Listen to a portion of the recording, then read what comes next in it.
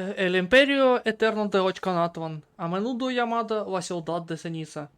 Si te atreves a viajar lo suficientemente al norte del acantilado de Coahuacán, podrás distinguir la silueta borrosa de sus ruinas.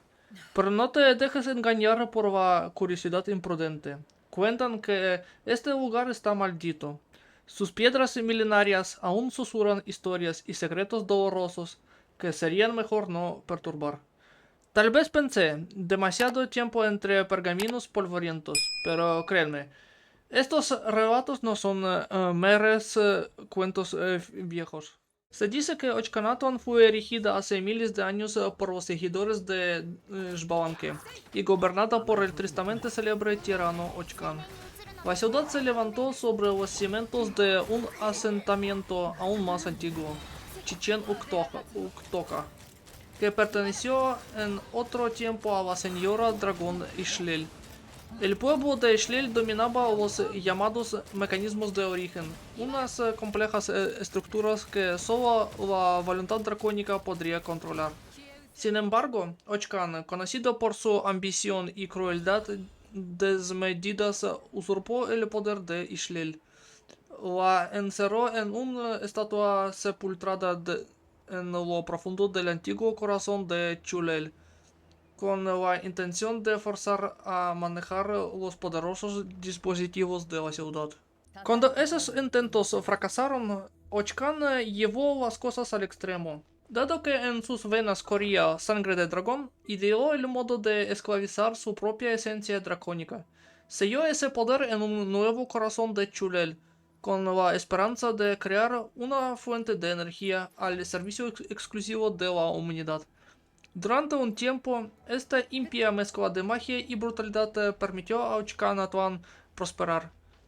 Muchos viajeros describían magníficos patios palaciegos y fastuosos banquetes de la nobleza, pero tras ese brillo se escondía una tiranía condenada a caer.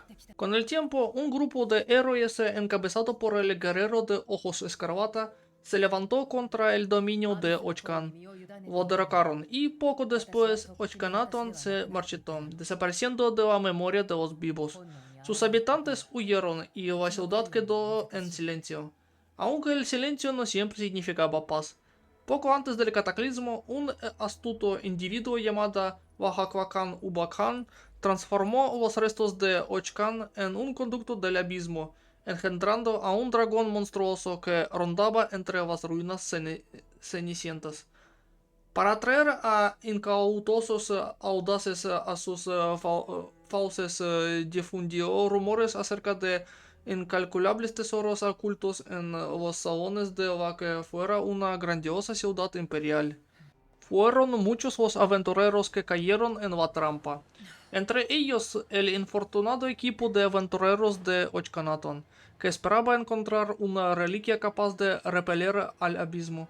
Su misión fracasó. Solo uno de ellos regresó con vida, trayendo consigo una historia sombría de corrupción y horrores latentes. Años después, Bona, la hija del líder de aquel grupo, siguió sus pasos y cubrió la misma suerte. Hoy Ochcanatlan es un lugar prohibido. Las tribus locales han decretado la entrada como algo vetado, y los escuadrones voladores del clan Florpluma vigilan cuidadosamente sus fronteras. Sin embargo, el destino a veces arrastra a los curiosos a tragedias antiguas.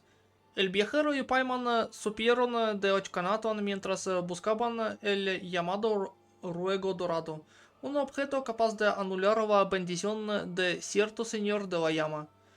Su sendero se cruzó con Bona y su compañero, Cocoic, y pronto se toparon con la inquieta sombra de Ochcan. Imaginaros la sorpresa cuando Cocoic reveló su verdadera identidad. Ochcan renacido.